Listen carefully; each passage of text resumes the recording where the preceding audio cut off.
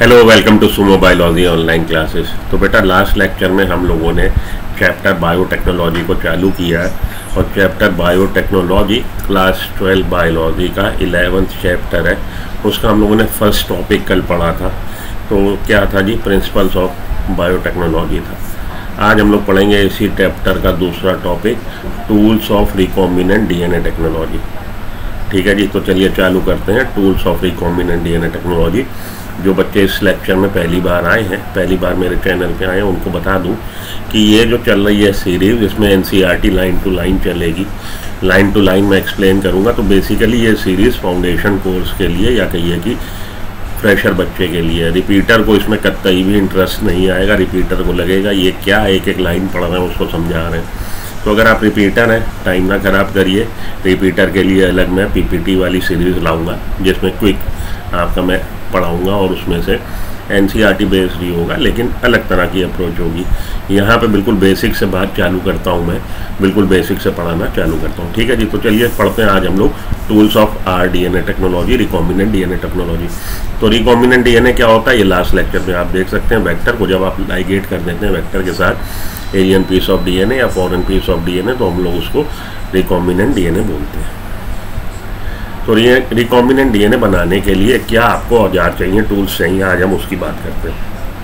Now we know from foregoing discussion that genetic engineering or recombinant DNA technology can be accomplished only if we have the key tools। अगर आपको rDNA technology में काम करना है तो आपके पास औजार होने चाहिए।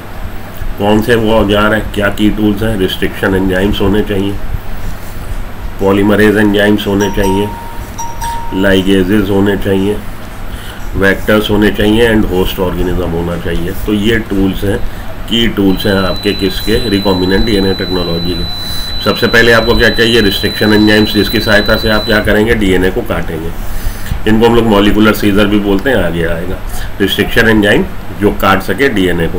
पॉलीमरेज एंजाइम क्यों चाहिए? अगर आप ये जो रिकॉम्बिनेंट डीएनए बना लेंगे उसकी मल्टीपल कॉपी बनानी है तो पॉलीमराइजेशन करना पड़ेगा। तो आपको पॉलीमरेज एंजाइम्स चाहिए।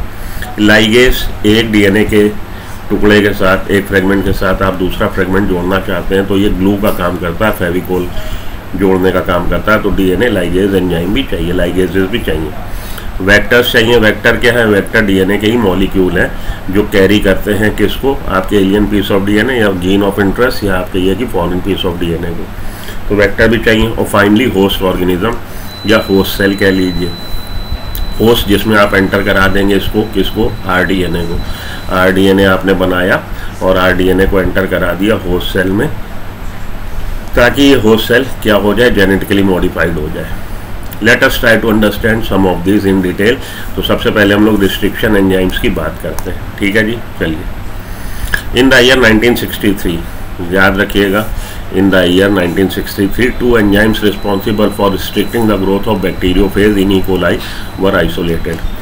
तो 1963 में दो एंजाइम ऐसे आइसोलेट किए गए बैक्टीरियल सेल से, पर्टिकुलरली ई कोलाई से, जो रिस्ट्रिक्ट करते हैं वायरस की ग्रोथ को। किसमें? बैक्टीरिया में। तो वायरस आप जानते हैं, बैक्टीरियोफेज वो वायरस है, वो क्लास है, वो कैटेगरी है हमारे वायरसेस की जो इन्फेक्ट कर सकते हैं बैक्टीरिया को। तो जब बैक्टीरिया को इन्फेक्ट करते हैं, अब आपको ये पता होगा कि बैक्टीरियोफेज का केवल जेनेटिक मटेरियल एंटर करता है किसमें? बैक्टीरियल सेल में। और वो जेनेटिक मटेरियल क्या है? डीएनए है। बाकी का ये जो इसका वायरस क्या है? जेनेटिक मटेरियल, और उसके चारों तरफ प्रोटीन का कोड जिसको हम लोग कैप्सिड बोलते हैं। तो ये प्रोटीन का कोड बाहर रह जाएगा, केवल जेनेटिक मटेरियल अंदर जाता है। और जेनेटिक मटेरियल जब अंदर चला गया बैक्टीरियल सेल के, तो ये जेनेटिक मटेरियल का काम क्या है? कि सत्ता को कब्जिया लेना। मतलब बैक्टीरिया के पास जो भी आपकी मशीनरी है, सेल वाली जो मशीनरी है, बायोकेमिकल जो मशीनरी है, उसको टेक ओवर कर ले और उससे अपना काम कराए। ठीक है जी। तो ये क्या करता है? जेनेटिक मटेरियल वायरस का जब बैक्टीरियल सेल में आता है तो बैक्टीरियल सेल की सत्ता को कब्जियाना चाहता है और उससे अपना काम कराना चाहता है। मतलब मल्टीपल अपने ही पार्टिकल्स बनवाएगा, अपना ही जेनेटिक मटेरियल का डुप्लीकेशन करवाएगा और कैप्सिड बनवाएगा। तो बेसिकली वायरस की फैक्ट्री में ये कन्वर्ट हो जाएगा। लेकिन आप जानते हैं हर कोई आदमी किस बात के लिए लड़ता है? अपनी आन बान शान के लिए। बैक्टीरियल सेल क्या करेगी? बैक्टीरियल सेल ये जो वायरस का जेनेटिक मटेरियल बाहर से आया उसको रिस्ट्रिक्ट करेगी। रिस्ट्रिक्ट करने के लिए उसके पास क्या है? उसके पास 2 एंजाइम्स हैं बैक्टीरिया के पास, ठीक है जी। तो 2 एंजाइम इस तरह के आइसोलेट किए गए जो ग्रोथ को, बैक्टीरियोफेज की ग्रोथ को इकोलाई में रोकते हैं। One of this added methyl group to DNA.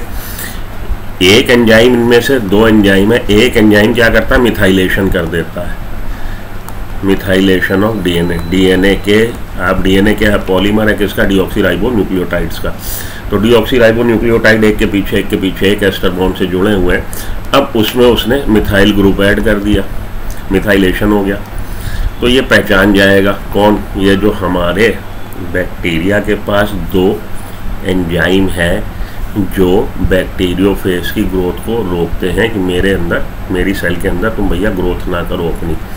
तो रोकने का तरीका क्या है? एक तो मिथाइल ग्रुप को ऐड कर देना, डीएनए का मिथाइलेशन कर देना। One of this added methyl group to DNA while the other cut DNA. जबकि दूसरा जो ग्रुप है वो मॉलिकुलर सीजर, वही रिस्ट्रिक्शन एंडोन्यूक्लियेज है जो डीएनए को काट देता है। The latter called restriction endonuclease. अब डीएनए को काट देता है, कैंची है। तो ये कैंची जो है, ये कैंची जो डीएनए को काट रही है वो वायरस के डीएनए को काट देती है, लेकिन बैक्टीरिया के डीएनए को नहीं काटती, अपने डीएनए को। क्यों नहीं काटती? क्योंकि ये जो मिथाइलेशन वाला जो एंजाइम है, बैक्टीरिया का जो खुद का डीएनए उसका उसने मिथाइलेशन कर रखा है। तो ये जो सीजर है, ये कैंची जो काटने को तैयार बैठी है डीएनए को, ये अपने वाले डीएनए पे काम नहीं कर पाती, लेकिन बाहर से जो डीएनए आया है, बाहर से जो जेनेटिक मटेरियल आया है बैक्टीरियोफेज का, उसको ये टुकड़े टुकड़े कर देगी, काट देगी, ठीक है। तो 2 तरह के एंजाइम यहाँ पे नोट कर लीजिएगा। एक एंजाइम का काम है मिथाइलेशन, मिथाइल ग्रुप को ऐड कर देना किसमें? डीएनए में। और दूसरे का काम है कटिंग ऑफ डीएनए। ये दोनों एंजाइम किस में मिल रहे हैं? बैक्टीरियल सेल में। तो बैक्टीरियल सेल कैंची लेके बैठा है कि मेरे अंदर कोई आए और मैं उस कैंची से काट दूं किसको? डीएनए को। लेकिन उसका खुद का डीएनए बच जाता है क्योंकि उसके खुद के डीएनए पे मिथाइलेशन हो रखा, जो दूसरा हमारा मिथाइलेशन वाला एंजाइम है। The first restriction endonuclease HindII। इसको आप HindII पढ़ सकते हैं, वैसे मतलब कह देते हैं हम लोग HindII, लेकिन ये अलग अलग अल्फ़ाबेट्स हैं। HindII whose functioning depend on a specific DNA nucleotide sequence was isolated and characterized 5 years later। तो पहला आपसे पूछा जाता, क्वेश्चन ही कई बार आया। फर्स्ट वन हमारा रिस्ट्रिक्शन एंडोन्यूक्लियेज जो कि एक्सट्रैक्ट किया गया वो कौन सा है? आपका आंसर होगा HindII। तो स्पेसिफिक डीएनए सीक्वेंस पे एक करेगा, ठीक है। और HindII के बारे में कैरेक्टराइजेशन, एंजाइम तो एक्सट्रैक्ट कर लिया गया था, लेकिन कैरेक्टराइजेशन इसका, इसके कैरेक्टर के बारे में जानकारी करी गई। 5 साल बाद इसको बताया गया। It was found that HindII always cut DNA molecule at a particular point by recognising a specific sequence of 6 base pair. बाद में देखा गया कि ये जो HindII काट रहा है किसको? डीएनए के मॉलिक्यूल को, डीएनए को जो कट लगा रहा वो एक स्पेसिफिक सीक्वेंस को, मान लीजिए वो स्पेसिफिक सीक्वेंस है, ये है, मान लीजिए सपोज HindII है, नहीं है, मैंने लिख दिया है यहाँ पे, अभी आपको आगे मैं बताता हूँ कौन सी है। ये स्पेसिफिक सीक्वेंस है। तो डीएनए का थ्रेड लंबा थ्रेड है, जहाँ जहाँ ये सीक्वेंस आएगी उस सीक्वेंस में ये 6 न्यूक्लियोटाइड की जो सीक्वेंस है उस सीक्वेंस में ये कट लगाता चलेगा। कहाँ कट लगाएगा? सारी बातें अभी बताता हूँ, लेक्चर में बने रहिए। अभी जैसे जैसे जो अनफोल्ड हो रही हैं चीज़ें उनको मैं एक्सप्लेन कर रहा हूँ। तो स्पेसिफिक सीक्वेंस को ये काटेगा, ठीक है, जो 6 बेस पेयर की बनी है। This specific base sequence is known as recognition sequence for HindII।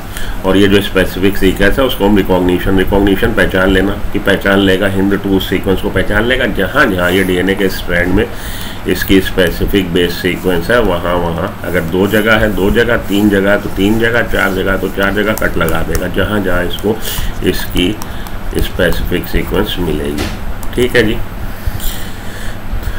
चलिए, besides HindII today we know more than 900 restriction enzyme. HindII के अलावा, HindII के साथ साथ आपको 900 रिस्ट्रिक्शन एंजाइम्स हम लोग आज तक आइसोलेट कर चुके हैं from over 230 strains of bacteria.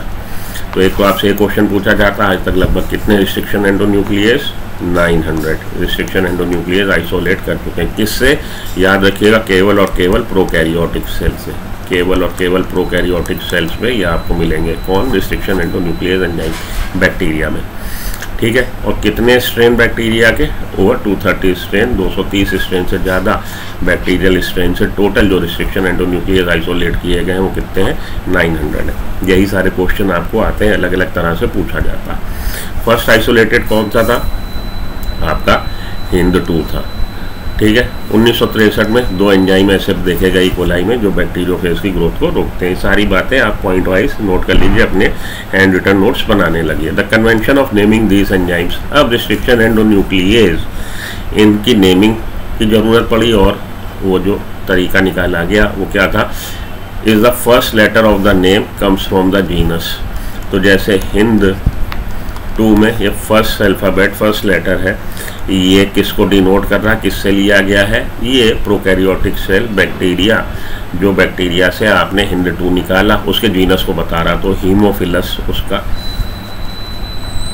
वो है, हीमोफिलस। ठीक है जी, comes from the species of prokaryotic cell from which they were isolated. Example के तौर पे इन्होंने EcoR1 को एक्सप्लेन किया है कि EcoR1 नाम कैसे पड़ा। E स्टैंड्स फॉर, E लिया गया आपका किससे? एशेरिकिया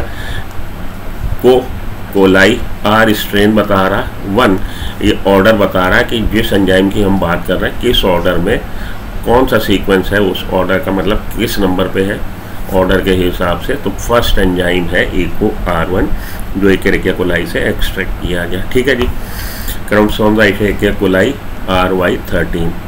इन EcoR1 the letter R derived from the name of, तो EcoR1 E जीनस को स्पीसीज के पहले 2 लेटर हो गए। अब R क्या बता रहा? R बता रहा है स्ट्रेन, बैक्टीरिया का स्ट्रेन। और रोमन नंबर जो आगे 1 है, Roman number following the name indicates the order in which the enzymes were isolated. वो ऑर्डर बता रहा है कि किस क्रम में, एंजाइम के निकालने क्रम में। भाई EcoR1 से एशेरिकिया कोलाई से आपका एक ही एंजाइम थोड़ी ना निकला, पहला निकला, दूसरा निकाला, तीसरा, चौथा, 5वां। तो EcoR1 जो सबसे पहले निकाला गया वो EcoR1 हो गया, जो बाद में निकाला गया वो 2 हो गया, फिर 3 हो गया। इस तरह से नेमिंग कर दी जाएगी। तो ऑर्डर बताएगा किस ऑर्डर में, उस ऑर्डर का किस स्टेप पे वो एंजाइम है। Restriction enzyme belong to a larger class of enzymes called nuclease. Restriction enzyme किस में आ रहे हैं? Restriction enzyme class of enzyme जिसको रिप्रेजेंट कर रहे हैं न्यूक्लियसेस में आ रहे हैं। These are of 2 kind। Restriction enzymes 2 तरह के हैं, एक्सोन्यूक्लियस और endonuclease. Exonuclease removes nucleotide from the end. तो डीएनए का स्ट्रैंड है, एक्सोन्यूक्लियस एंड पे काम करेगा, एंड से निकालेगा, न्यूक्लियोटाइड को रिमूव करेगा।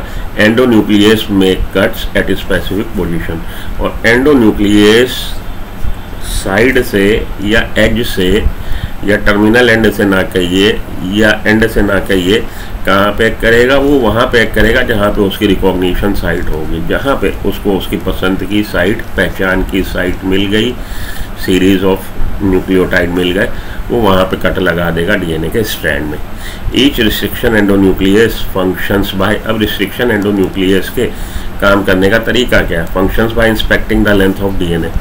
तो डीएनए की सीक्वेंस है वो इसको इंस्पेक्ट करेगा, रीड करता आगे चलेगा, और जहाँ जहाँ उसको उसकी रिकॉग्निशन साइट मिलेगी वहाँ वहाँ वो उसके बैकबोन में कट लगा देगा। Once it finds a specific recognition sequence it will bind to DNA. जहाँ पे उसको उसकी पसंद की साइट या स्पेसिफिक डीएनए सीक्वेंस मिल गई, वो क्या करेगा? डीएनए से बाइंड हुआ and cut each of the 2 strand, और दोनों स्ट्रैंड पे, इधर भी और इधर भी।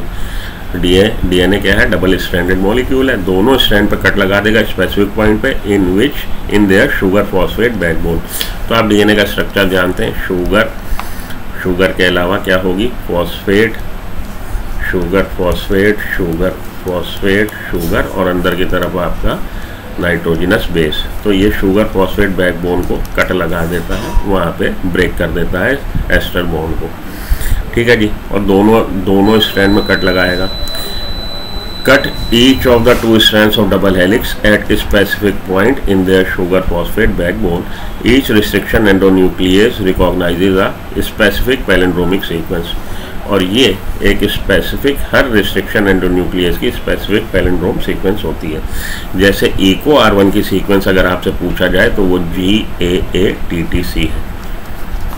EcoR1 की GAATTC।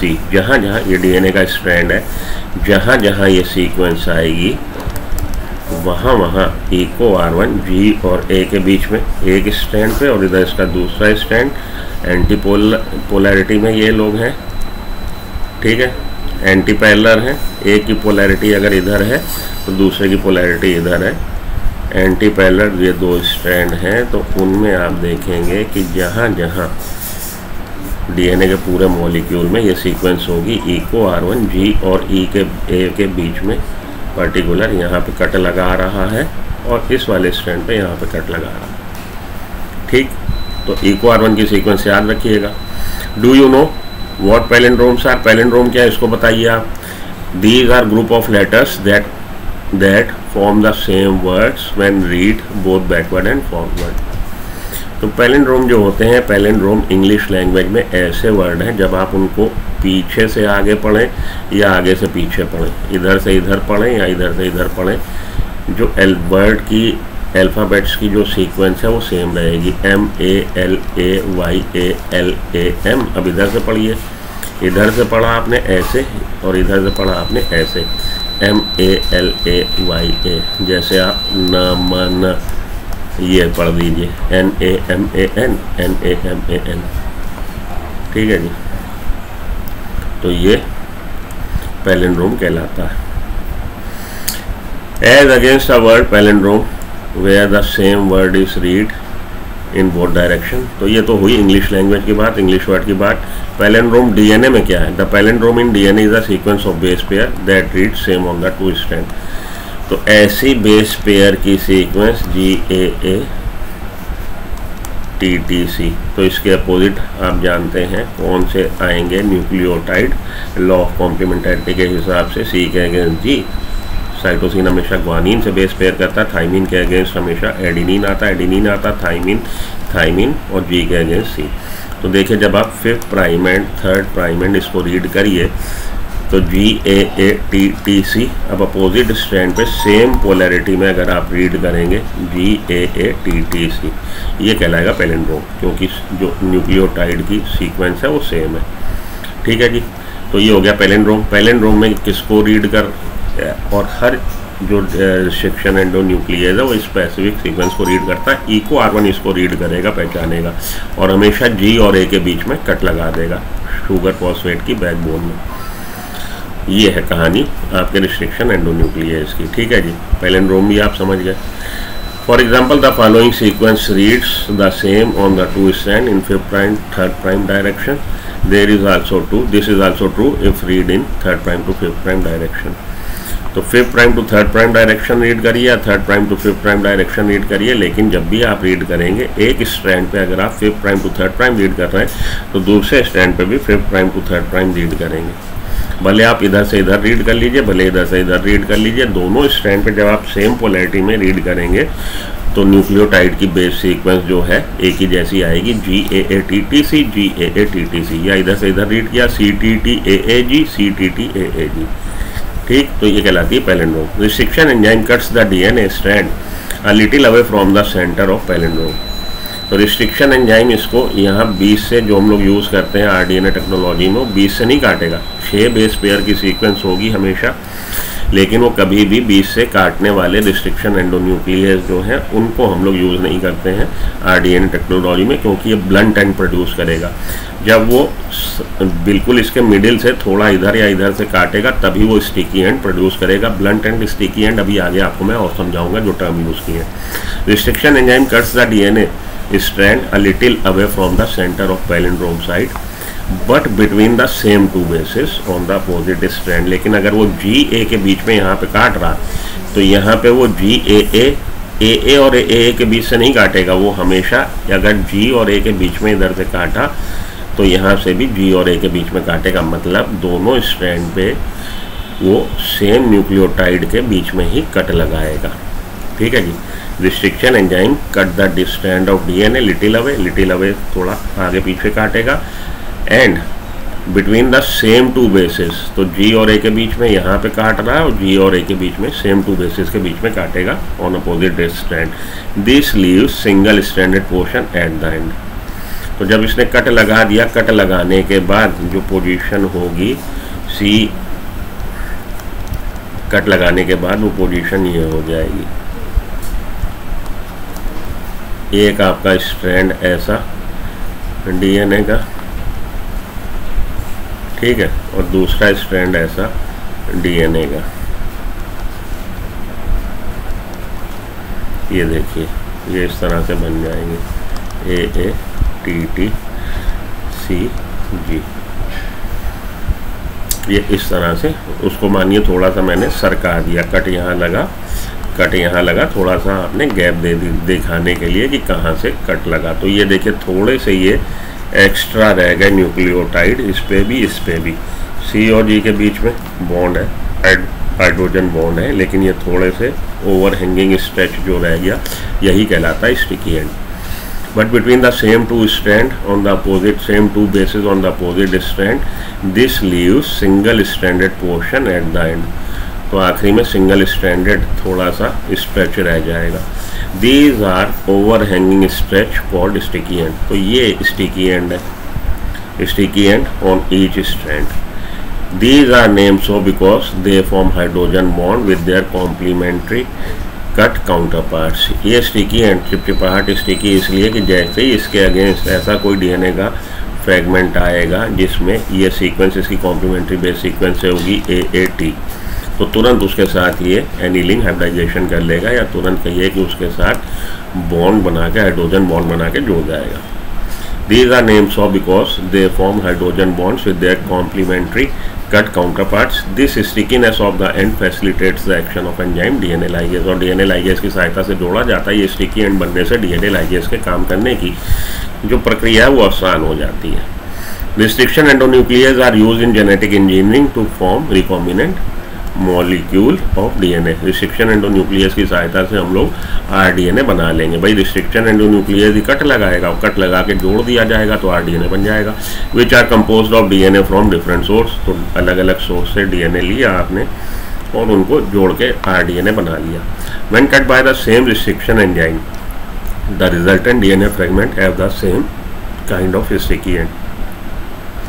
जब आप एक ही मॉलिक्यूलर सीजर से दो अलग अलग डीएनए के मॉलिक्यूल को काटेंगे तो स्टिकी एंड सेम प्रोड्यूस होंगे। हाँ भैया सेम होंगे, क्योंकि आपने अगर आपने इको R1 को यूज़ किया तो इस मॉलिक्यूल में जहाँ जहाँ GAATTC वाला सीक्वेंस है उसने वहाँ कट लगा दिया, और यहाँ पे भी इसमें भी वो इसी सीक्वेंस को काटेगा। तो क्यों पहचानता किसको है? केवल इस सीक्वेंस को पहचानता। पूरे मॉलिक्यूल में जहाँ पे ये सीक्वेंस होगी वहाँ पे वो कट लगा देगा। तो इस तरह से जब आप काटेंगे तो स्टिकी एंड जो बनेंगे वो सेम तरह के होंगे and can be join together using DNA ligase, और उनको हम लोग जोड़ सकते हैं इस तरह से। जो डीएनए के दो अगर है मॉलिक्यूल आप उनको जोड़ सकते हैं। You may have realize that normally unless one cuts the vector and source DNA with the excuse me, sorry, very sorry. You may have realized that normally, unless one cuts the vector and the source DNA with the same restriction enzyme, the recombinant DNA molecule cannot be created. अगर आप दो अलग अलग restriction endonuclease से दो अलग अलग molecule DNA के काटे तो उनको आप नहीं जोड़ पाएंगे, क्योंकि वो लॉ ऑफ कॉम्प्लीमेंटरी को फॉलो नहीं करेंगे। उसके पे जो एंड होगा, स्ट्रेच होगा, उस पर सीक्वेंस एक दो आपने इस तरह से काट लिए तो इस पे जो सीक्वेंस होगी वो अलग होगी न्यूक्लियोटाइड की, और इधर जो आपने दूसरे किसी रिस्ट्रिक्शन एंडोन्यूक्लियस से काटा है अगर, तो वो सीक्वेंस दूसरी रीड कर रहा, तो बट नेचुरल है कि यहाँ पे न्यूक्लियोटाइड की सीक्वेंस जो होगी वो इसके साथ लॉ ऑफ कॉम्प्लीमेंटरी पे पूरा खड़ी नहीं उतरेगी, और इनके बीच में एनिलिंग या कहीं हाइब्रिडाइजेशन नहीं होगा और ये जुड़ेंगे नहीं। ठीक है जी, तो आज के लिए इतना काफ़ी। आइए अब देखें, जरा पीपीटी पे चलें, कुछ आपको एक्स्ट्रा में देना चाहता हूँ, बातें आपको बताना चाहता हूँ। आइए थोड़ा सा आपके लिए आसान करूँ।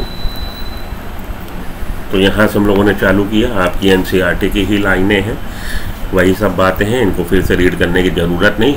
टूल्स बता रहा है restriction enzyme, polymerase enzyme, ligases, vector, host organism. बात करते हैं हम लोग रिस्ट्रिक्शन एंडोन्यूक्लियस की। तो इन द ईयर 1963 में दो तरह के एंजाइम आइसोलेट किए गए, एक मिथाइलेशन कर रहा था, एक काट रहा था। ठीक है जी, ये याद रखिएगा, 1963 में इकोलाई से एक्सट्रैक्ट किए गए। ये एक एक्स्ट्रा आपके लिए स्लाइड है, इसको आप देखिए, स्टिल करके इसका आप नोट कर लीजिए अपनी नोटबुक में, अपनी एनसीईआरटी में। Restriction endonuclease was isolated first time by Arber scientist थे जिन्होंने रिस्ट्रिक्शन एंडोन्यूक्लियस को फर्स्ट टाइम आइसोलेट किया।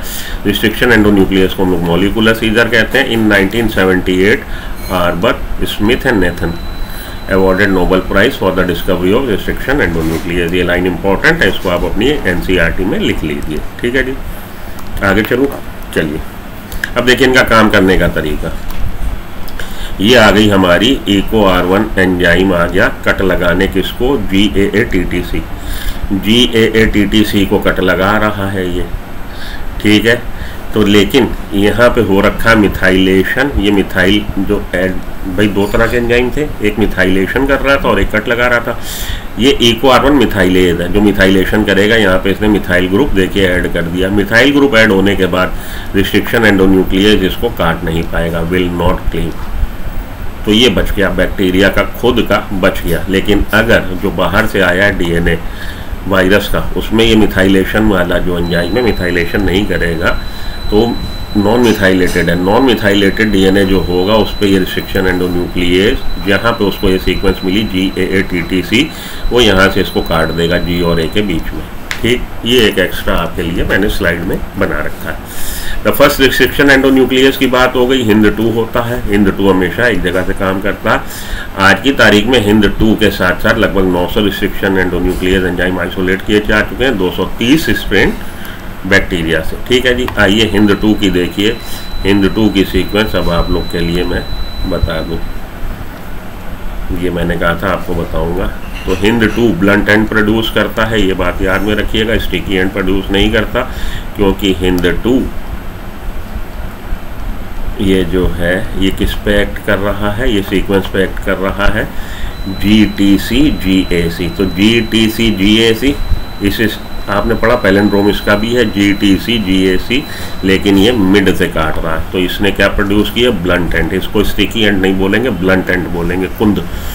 कुंदधार और तेजधार, ये आपका GTC ये बच गया, बीच से काट दिया इसने। तो इस तरह से HindII की आप ये लिख लीजिएगा अगर चाहिए आपको कि कौन सी इसकी सीक्वेंस है। ठीक है जी, चलिए आगे चलूँ। तो ये एक चीज़ आपको एक्स्ट्रा यहाँ बताई, नोट कर लीजिएगा स्टिल करके इसको। आगे चलिए। Pick the wrong statement about HindII। मैंने बोला कभी भी कोई आप टॉपिक लगाएं उससे रिलेटेड क्वेश्चन जरूर लगा लीजिए। रॉन्ग स्टेटमेंट HindII के बारे में, फर्स्ट रिस्ट्रिक्शन एंडोन्यूक्लियस है, ठीक बात है। HindII ऑलवेज का DNA मॉलिक्यूल पर्टिकुलर पॉइंट पे recognising a specific sequence of 6 base pair, ठीक बात है। Specific base sequence recognition sequence of HindII is GTC GAC। ये चीज़ आपको नहीं पता थी, अभी आपसे शेयर करी, बिल्कुल ठीक बात है। HindII आइसोलेटेड फ्रॉम साल्मोनेला टाइफाइमोरियम, गलत बात है। HindII को किससे आइसोलेट किया गया, गलत, हिमोफिलस इन्फ्लुएंजी से। तो ये स्टेटमेंट गलत है डी वाला HindII के बारे में। ठीक, अब आपको अगर कहिए ये क्वेश्चन आ जाए और आप कहो जी एनसीईआरटी में तो लिखा नहीं है, तो बेटा एनसीईआरटी में नॉमेनक्लेचर के उसने प्रिंसिपल तो बताए हैं। तो पहला जो अल्फ़ाबेट है, पहला वर्ड है, किसको रिप्रेजेंट कर रहा, पहला लेटर रिप्रेजेंट कर रहा जीनस को। तो एच से कोई जीनस होना चाहिए, यहाँ पे साल्मोनेला है। इसी से आप समझ जाइए कि यही स्टेटमेंट गड़बड़ है। अगर आपको ये नहीं पता HindII किससे आइसोलेट किया गया है, तो थोड़ा सा अपना लॉजिक लगाइए। हीमोफिलस इन्फ्लुएंजा से किया गया है, लेकिन लॉजिक ये कहता है कि जो भी जीनस का नाम हो बैक्टीरिया का एच से चालू होना चाहिए। यहाँ साल्मोनेला टाइफाइमोरियम है, तो अगर साल्मोनेला टाइफाइमोरियम से एक्सेप्ट किए गए एंजाइम का नाम पूछे तो वो एस से स्टार्ट होना चाहिए। ठीक है जी, लाइट चली गई, लेकिन मैं काम करता रहता हूँ, 5 मिनट में आ रही है, आप लोग बने रहो। The first restriction endonuclease functioning depend on a specific DNA nucleotide sequence isolated from Haemophilus influenzae। Haemophilus influenzae से isolate किया गया था। आगे चलूँ। Which one is wrong about restriction enzymes? More than 900 restriction enzymes have been isolated over 230 strains bacteria, ठीक बात। Restriction enzyme belongs to a larger class of enzyme called nucleases, ठीक statement। This enzyme function by inspecting the length of DNA, ठीक statement। It bind to the restriction endonuclease के बारे में बता रहा, bind to the DNA molecule and cut one of the two strand, both strand, यहाँ पे होना चाहिए cut both the strand, ठीक है जी, both of the two strand at specific point in their sugar phosphate. तो ये स्टेटमेंट डी गड़बड़ है। हम लोग ऐसा यूज़ करते हैं जो दोनों ही स्ट्रैंड को कट लगाता। पेज नंबर 196 पे मेंशन है। द कन्वेंशन ऑफ नेमिंग की बात कर रहे थे, जो कि आपकी बुक में दे रखा है। इको R1 को उसने एक्सप्लेन किया, एशेरेकिया कोलाई से लिया गया है, ठीक बात है। तो ई का आपका जीनस हो गया, कोलाई से CO ले लिया, आर स्ट्रेन बता रहा है और फर्स्ट रोमन लेटर बता रहा है, ये फर्स्ट एंजाइम है, ऑर्डर बताता है। तो पहला लेटर बताता है आपका क्या, पहला लेटर बताता है जीनस नेम, ठीक। सेकंड लेटर स्पीसीज नेम से लिया गया, थर्ड लेटर स्ट्रेन से, और fourth letter order in which enzymes isolated, ठीक है। तो ये देखिए यहाँ पे कुछ एंजाइम्स और उनसे ये भी आप चाहो तो नोट कर लेना।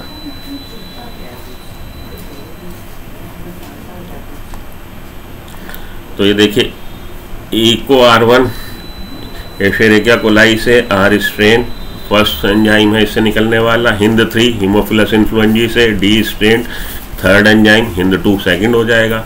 बाम H1 बैसिलस अमाइलोल्यूकोफेसियन से, H क्या बता रहा है, बैक्टीरियल स्ट्रेन को, और फर्स्ट बता रहा है कि फर्स्ट एंजाइम है, ऑर्डर बता रहा है, ठीक है जी। चलिए चलूँ आगे।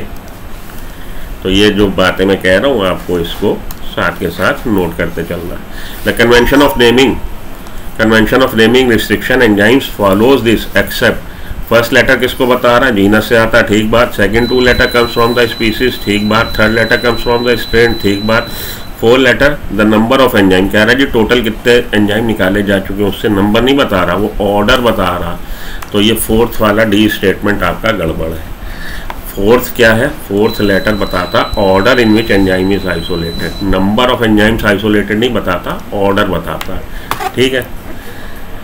देखिए यहाँ पे आइए, ये आपके लिए एक्स्ट्रा है, आपके लिए एक्स्ट्रा बात। बैसिलस अमाइलोल्यूकोफेसियन, बाम H1 निकाला गया, सोर्स है रिस्ट्रिक्शन एंडोन्यूक्लियस, किस सोर्स से लिया गया, क्या उसकी सीक्वेंस है, किस सीक्वेंस को रीड करेगा और क्या प्रोड्यूस करेगा, ब्लंट एंड की स्टिकी एंड। तो बैसिलस अमाइलोल्यूकोफेसियन H से निकाला गया है बाम H1, GG80CC इसकी जो स्पेसिफिक रिकॉग्निशन साइट है GG80CC, fifth prime end to third prime end, GG80CC cut कहाँ लगाएगा, G और G के बीच में। तो जो प्रोड्यूस करेगा स्टिकी एंड वो इस तरह का होगा, एक पे ये रह गया, दूसरे पे ये रह गया, ठीक है जी। तो यहाँ से इसने कट लगा दिया G और G के बीच में इधर, और G और G के बीच में इधर।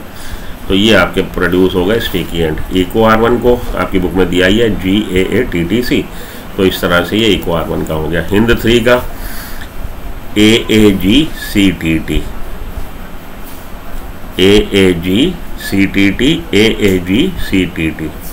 ठीक है, ये भी स्टिकी एंड प्रोड्यूस कर रहा है। हिंद 2 हीमोफिलस इन्फ्लुएंजी, RD से ही निकाला गया है, लेकिन सेकंड एंजाइम है।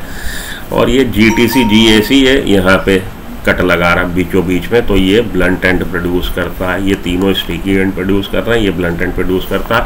इस वाली स्लाइड को आप मेरी स्क्रीन कैप्चर करके अपनी बुक में नोट कर लीजिए, अगर आप बहुत ज़्यादा हाईफाई पढ़ना चाहते हो। अगर आप NCERT कोई फॉलो करके उतना ही से सेटिस्फाइड हो तो उतना ही पूछा जाता है, रेयर है पूछा जाए आपसे, लेकिन अगर आपको कुछ एक्स्ट्रा मिले थोड़ा बहुत तो कोई दिक्कत वाली बात है नहीं। अगर आप चाहो, मुझे उम्मीद नहीं आपसे क्वेश्चन इससे रिलेटेड आएगा, लेकिन फील गुड फैक्टर के लिए आपके लिए बहुत बढ़िया, अगर आप चाहो तो नोट कर लो। आगे चलता हूँ।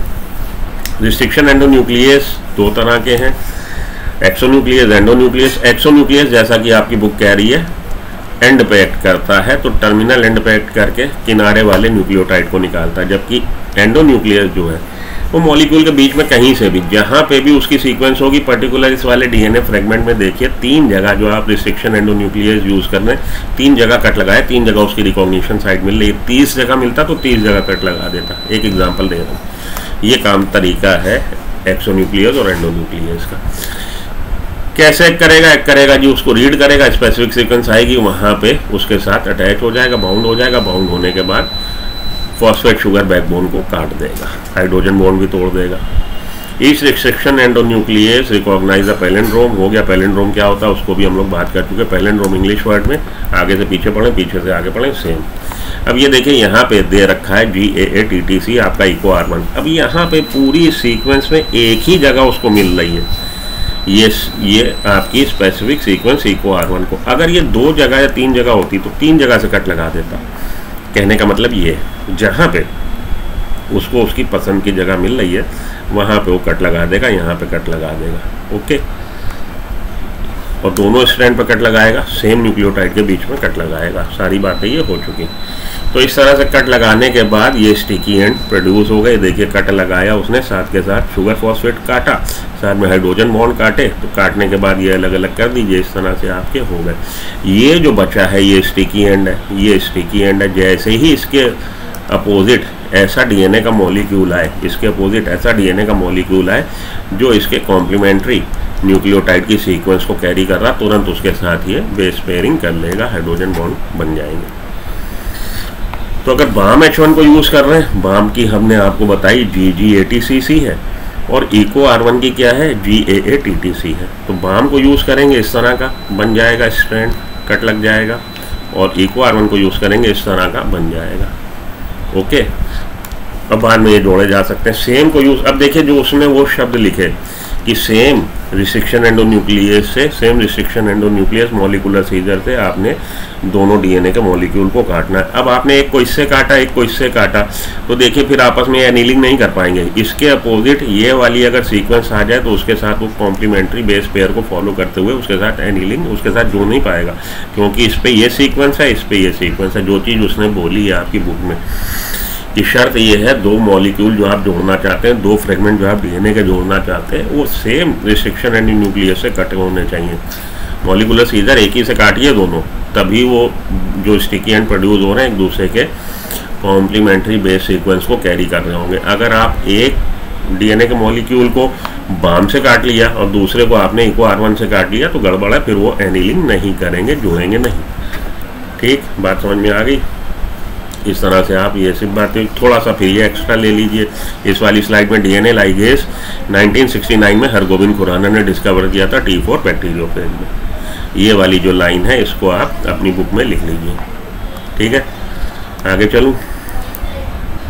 अब ये देखिए नीट के 2022 में क्वेश्चन आया था, 22 नीट 2022 में क्वेश्चन आया था। 2 स्टेटमेंट दे रखे हैं। पहला स्टेटमेंट कह रहा है recognise specific sequence to cut DNA known as palindrome nucleotide sequence, बिल्कुल ठीक बात है। दूसरा स्टेटमेंट है restriction endonuclease cut the DNA strand little away from the centre. जो आप RDNA टेक्नोलॉजी में यूज़ कर रहे हैं वो रिस्ट्रिक्शन एंडोन्यूक्लियस जो स्टिकी एंड प्रोड्यूस करते हैं उनको यूज़ करेंगे, ब्लंट एंड प्रोड्यूस करने वालों को यूज़ नहीं करेंगे। तो ठीक है, ये स्टेटमेंट भी ठीक है, हमारा आंसर हो जाएगा। दोनों स्टेटमेंट ठीक है। फिर एक ये क्वेश्चन देखिए, कॉन्सेप्चुअल क्वेश्चन है, नीट 2022 में आया। कह रहा है जी अगर रिस्ट्रिक्शन एंडोन्यूक्लियस यूज़ कर रहे हैं तो कौन सी ऐसी है जिसको कि वो कट कर पाएगा। तो देखिए पैलिंड्रोम कौन सी है, CTC AGT CTG, ये देखिए अलग है, ये सीक्वेंस पैलिंड्रोम नहीं है। GTA TTC GA ये भी अलग है, ये भी पैलिंड्रोम नहीं है। हमें ऐसा मिलना चाहिए जिस पर न्यूक्लियोटाइड की सीक्वेंस जो है सेम हो। GATA CT ये भी गड़बड़ है। GAATTC GAATTC केवल ये पैलिंड्रोम है, ये तीनों पैलिंड्रोम नहीं है, तो इनको रिस्ट्रिक्शन एंडोन्यूक्लियस काट नहीं सकता, वो इसी को काट पाएगा क्योंकि ये पैलिंड्रोम सीक्वेंस को रिप्रेजेंट कर रहा है। GAATTC 5th प्राइम एंड से 3rd प्राइम एंड रीड करिए, GAATTC इधर भी रीड करिए, GAATTC। हमारा आंसर हो जाएगा ऑप्शन 4। नीट 2022 का ये क्वेश्चन है। नीट 2021 में आया था। A specific recognition sequence identified by endonuclease to make cut at specific positions within the DNA is, वो कौन सी होती है, पैलिंड्रोम न्यूक्लियोटाइड सीक्वेंस होती है। हमारा आंसर हो जाएगा पैलिंड्रोम न्यूक्लियोटाइड सीक्वेंस। तो इसी तरह के क्वेश्चंस आते हैं, इनकी प्रैक्टिस कर लीजिए। आज के लिए इतना काफ़ी। जितने भी आप क्वेश्चन ज़्यादा से ज़्यादा प्रैक्टिस करेंगे उतना आपका कॉन्सेप्ट बढ़िया होगा, उतनी आपकी पकड़ बनेगी। तो नेक्स्ट वीडियो में हम लोग बात करेंगे basically separation and isolation of DNA fragment, जिसको कि हम लोग बोल रहे हैं जेल इलेक्ट्रोफोरेसिस। वैसे तो ये इसी में इसने दे रखा है, लेकिन जेल इलेक्ट्रोफोरेसिस एक अच्छा टॉपिक है और इससे रिलेटेड क्वेश्चन आता है, इसीलिए मैं उसकी सेपरेटेड डेडिकेटेड वीडियो बनाना चाहता हूँ। तो यहाँ पे आपसे इजाज़त लेता हूँ। बने रहिए सुनो बायोलॉजी के साथ। मिलता हूँ ब्रेक के बाद। Good luck, goodbye, have a nice day, thank you.